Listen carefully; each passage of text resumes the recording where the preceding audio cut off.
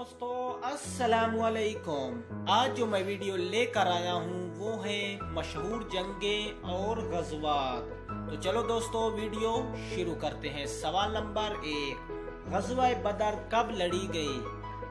जवाब आएगा दोस्तों 17 रमज़ानुल मुबारक 2 हिजरी को। सवाल नंबर 2, गज़वा ओहद कब लड़ी गई? जवाब 3 शवाल 3 हिजरी को। सवाल नंबर 3, गज़वा खंदक कब लड़ी गई?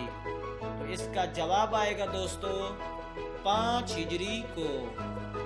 सवाल नंबर 4, गज़वा खैबर कब लड़ी गई? जवाब 7 हिजरी 629 ईस्वी को।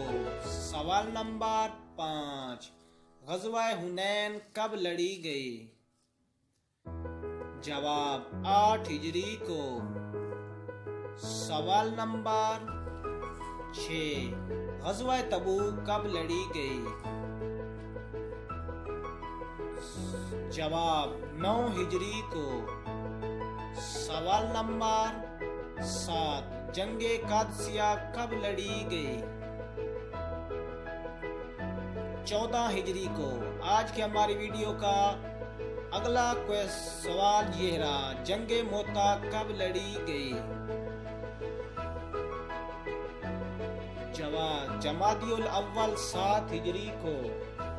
आज की हमारी वीडियो का आखिरी सवाल नंबर 9, जंगे यरमूक कब लड़ी गई? जवाब 15 हिजरी को।